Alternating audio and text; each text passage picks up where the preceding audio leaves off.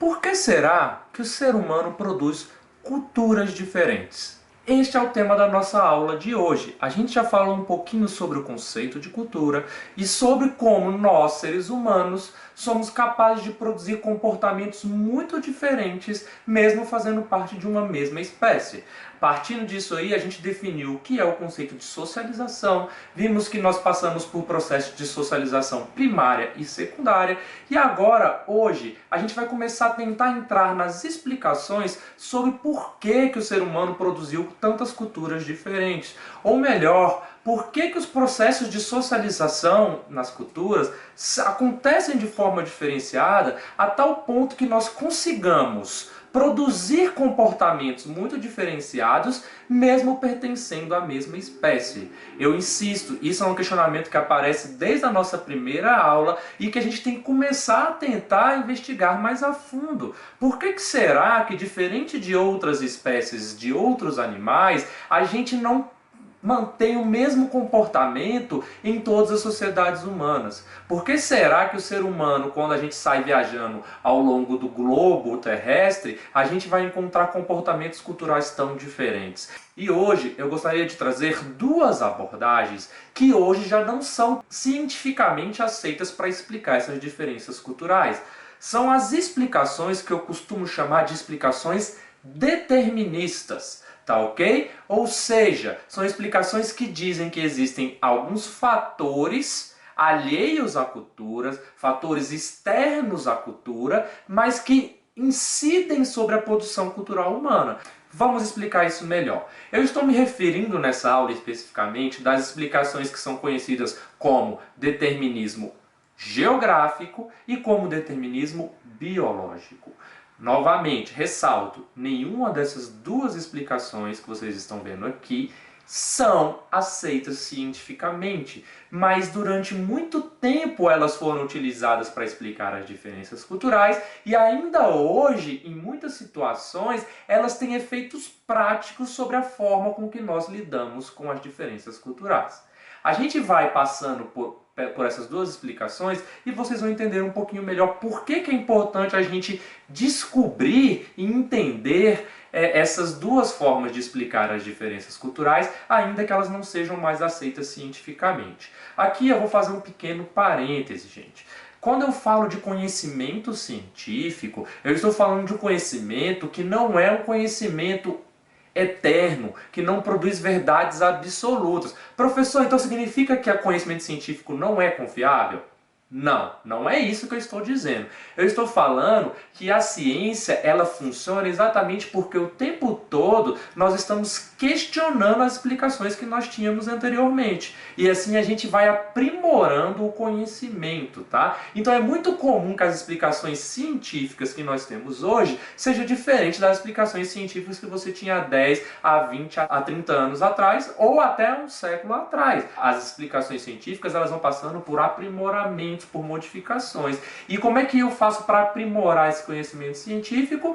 Vendo o que já foi produzido e questionando essa produção que já existe, no sentido de tentar aprimorá-la. Então é por isso que nessa aula a gente vai resgatar como que eram entendidas as diferenças culturais antes, sobretudo lá no século XIX e no início do século XX. Depois a gente vai ver como essas explicações foram sendo aprimoradas. Mas primeiramente, nessa videoaula, a gente vai focar então nessas duas explicações, que são as explicações do determinismo geográfico e do determinismo biológico. Ok? Vamos começar pelo determinismo geográfico. O determinismo geográfico me diz basicamente que as diferenças culturais são determinadas pelo ambiente geográfico. Ou seja, as pessoas produzem culturas diferentes porque elas vivem em ambientes geográficos diferentes. Tá? E quando eu falo ambiente geográfico, eu estou falando exatamente disso que vocês estão pensando. Do clima, do solo, do relevo, da hidrografia, da disponibilidade de fauna, de flora. Tudo isso faz parte do ambiente geográfico. E o determinismo geográfico está afirmando para mim que o que determina as diferenças culturais são exatamente as diferenças que existem entre os ambientes geográficos. Para ficar mais claro, vamos trabalhar a partir de alguns exemplos. Vamos pensar no clima. De acordo com essa teoria, a minha forma de me vestir, ela vai ser adequada ao clima em que eu vivo. Logo, em ambientes mais frios, eu tendo a usar um determinado tipo de roupa. E em climas mais quentes, como é o nosso caso, que é um país majoritariamente tropical, de clima tropical, eu tenderia a utilizar um tipo de roupa adequada a esse clima tropical, tá? Ainda de acordo com essa teoria, as minhas formas, os alimentos, a minha dieta, o cardápio que eu como ao longo dos meus dias, seria adequado ao meu ambiente. Se eu tenho disponível determinados animais, por exemplo, para caçar, eu vou comer aquele animal. Se eu tiver peixes à minha disposição, porque passa um rio aqui perto da minha cidade, eu vou me alimentar de peixes. É isso que está me dizendo a teoria do determinismo geográfico. Quando a gente olha, num primeiro momento, com o nosso olhar do senso comum, a gente tende a falar, faz sentido. Geralmente as pessoas que estão no lugar frio, elas vão adequar sua vestimenta ao lugar frio. As pessoas que estão no lugar quente vão adequar sua vestimenta ao lugar quente. Pessoas que moram do lado de um rio ou que moram no litoral tendem a comer mais peixe do que as pessoas que não moram no litoral, que vão comer outros tipos de alimento. Porém, eu quero fazer algumas ressalvas para a gente perceber que essa teoria ela tem limitações. Veja, o ambiente geográfico ele pode influenciar na cultura? Pode. O clima pode influenciar? Pode. Mas ele influencia 100%? É ele que vai determinar as diferenças culturais? Não. Definitivamente não. Então, se você está anotando isso no seu caderno, deixa registrado que hoje o determinismo geográfico a gente enquadraria muito mais como um senso comum do que propriamente como um conhecimento científico. E é muito fácil de eu provar isso para vocês. Vamos pensar, se é verdade que o clima determina a forma com que eu me visto, não seria normal eu passear ali, por exemplo, próximo do Congresso Nacional ou próximo do Palácio do Planalto, onde nossos políticos trabalham, e ver pessoas vestindo terno e gravata. Afinal de contas, terno e gravata se adequa a este clima calorento que nós vivemos? Não. Pelo contrário, quem já vestiu um terno e gravata sabe o quão quente você fica ali, você fica suado quando você sai no sol. No entanto, isso não impede com que a nossa cultura faça uso de terno e gravata como um símbolo de poder econômico, de poder político, de importância, de prestígio. Então os homens usam terno e gravata com esse significado. Tem alguma coisa a ver com o clima? Nenhuma. Perceba, o clima quente, aliás, vocês não estão vendo aqui, mas na minha janela está batendo um sol super forte, inclusive está atrapalhando aqui na nossa iluminação, mas no nosso clima quente, o normal seria eu vestir roupas mais leves. Percebe? Mas é isso que acontece? Não é isso que acontece. E isso só mostra que a explicação do determinismo geográfico ela não serve para explicar todas as diferenças culturais. Vou pegar um segundo exemplo. Se fosse verdade que os nossos hábitos culturais poderiam ser explicados pelas diferenças ambientais, geográficas, então seria normal que eu me alimentasse dos animais à minha disposição. Concorda com isso? Pensem comigo, qual seria o animal, então, que eu consigo encontrar em abundância aqui no Distrito Federal para me alimentar? Certamente não são vacas e bois. Existem animais que eu encontro com muito mais frequência. Quer ver exemplos? Baratas, ratos, pombas. Eu não como nenhum desses animais, embora eles estejam em abundância aqui no meu meio ambiente geográfico. Porque a minha cultura significa tanto os insetos, as baratas, quanto os ratos, como os pombos, como símbolos de sujeira, de coisas anti-higiênicas, de coisas nojentas. Né? Eu não posso comer tudo isso. Aliás, simplesmente imaginar em comer uma coisa dessa pode gerar em alguns um embrulho no estômago. Concorda? Então veja, eu estou dando uma volta aí para mostrar para vocês que nem sempre as diferenças culturais vão ser determinadas pelo meu ambiente geográfico. Tá? Existem escolhas que nós fazemos que não tem nada a ver com o ambiente geográfico. Aqui neste livrinho, chamado Cultura, um Conceito Antropológico, ele dedica um capítulo, depois você dá uma pesquisada aí, somente a analisar e refutar, derrubar essa teoria do determinismo geográfico. Neste livrinho, ele vai trazer como exemplo o caso dos lapões e dos esquimós. Aliás, muitos de vocês já devem conhecer os esquimós, que habitam no Polo Norte, talvez não conheçam os lapões, que também habitam no Polo Norte. Chamo a atenção para vocês para o seguinte fato aqui, tá?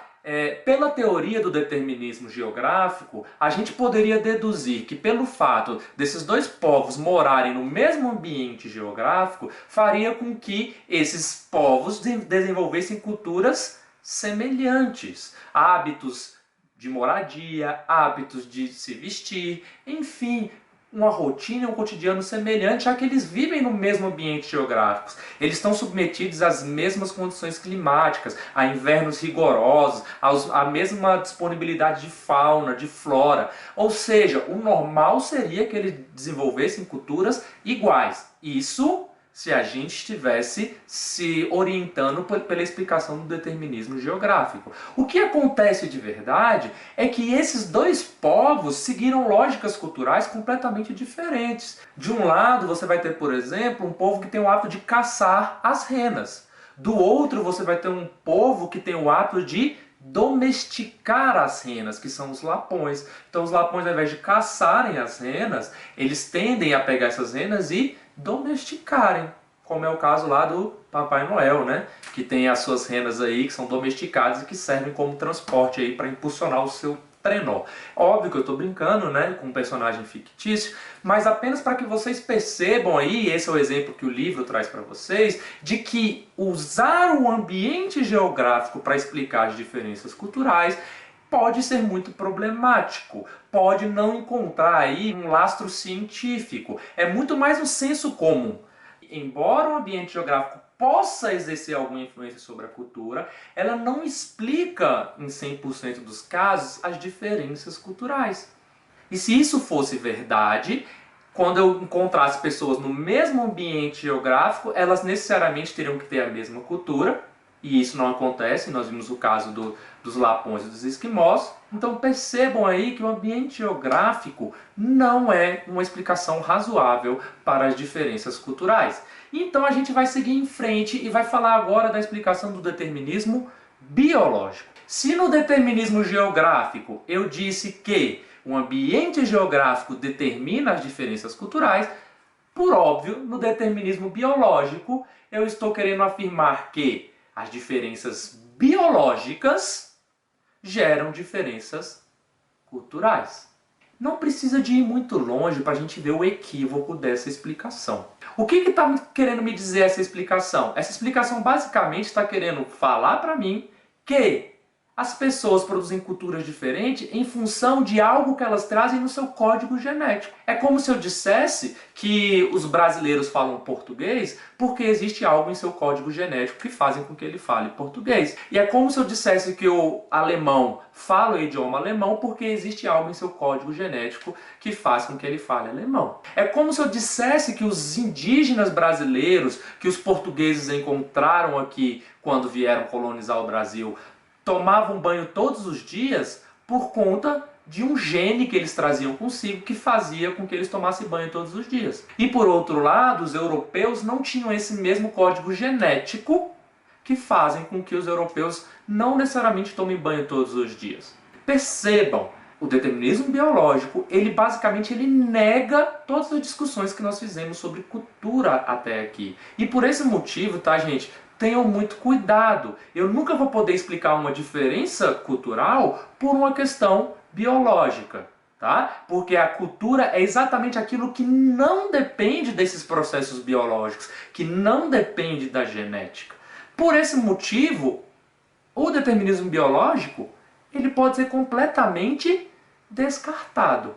Ok? Qualquer pessoa, numa situação de aprendizado adequada, ela vai aprender uma determinada cultura. Não tem nada a ver com o seu código genético.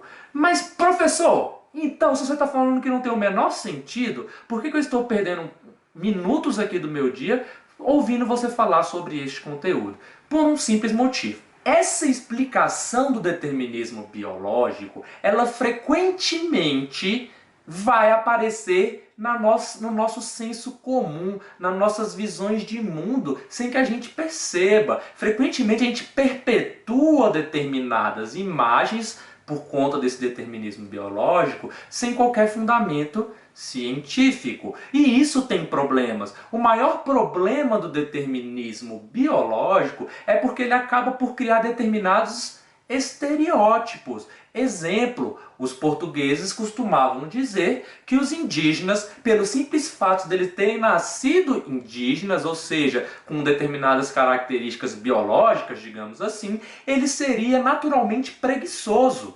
Ou, outro exemplo, existe um estereótipo de que todos os judeus eles seriam naturalmente, portanto, já teriam nascido com essa aptidão, propensos ao trabalho e ao acúmulo de dinheiro. Por isso que os judeus tenderiam a ser muito ricos, a empreender em grandes negócios. É um estereótipo baseado na ideia de que as pessoas nascem com determinadas aptidões que são culturais. E aí, gente, a gente pode ir para vários outros estereótipos, né? Por exemplo, quando a gente teve aqui no Brasil recentemente Olimpíadas, nós tivemos no Brasil recentemente Copa do Mundo, e vários estrangeiros vieram ao Brasil cultivando uma série de imagens sobre o Brasil que dizia que o brasileiro, por exemplo, é naturalmente mais animado, mais hospitaleiro, sorridente, sabe sambar, sabe dançar, sabe jogar futebol, enfim, percebam a quantidade de características que é atribuída a uma pessoa pelo simples fato dela ser brasileira. E muito disso está vinculado a um certo determinismo biológico. É como se o fato de eu ter nascido brasileiro me fizesse naturalmente mais propenso a ter essas características. E a gente sabe que essas características, como dançar, como ser extrovertido, como saber jogar futebol, são na verdade aprendizados que nada tem a ver com o aspecto biológico. Nós aprendemos isso num processo de socialização. Mas veja, perceba, apesar da gente estar vendo o tempo todo que isso são processos de aprendizagem, a gente o tempo todo está reproduzindo a ideia do determinismo biológico. Então perceba como isso está influenciando a nossa vida o tempo todo. Tá? Essa ideia do determinismo biológico. Uma questão aí que é importante é que esse determinismo biológico ele confronta de frente a importância dos processos de socialização. Porque se você fala que um indivíduo ele traz no seu sangue, na sua genética, as aptidões culturais que ele vai ter ao longo da vida, então não faria o menor sentido você estudar os processos de socialização. Não faz o menor sentido dizer que determinadas habilidades são aprendidas durante um processo de socialização. Então, é como se o determinismo biológico ele negasse as discussões sobre esses processos de aprendizagem. Se você quisesse explicar por que a pessoa produziu determinado tipo de cultura, bastaria dizer que é porque ela tem um gene especial para determinada habilidade. Nós aqui na sociologia, a gente não concorda com essas explicações porque existem inúmeras provas científicas, experimentos que demonstram exatamente o contrário. Inclusive, o simples fato da fala e da gente aprender o idioma da cultura em que a gente vai estar inserido e não por conta de uma informação que vai estar no seu código genético, já nega essa explicação do determinismo biológico.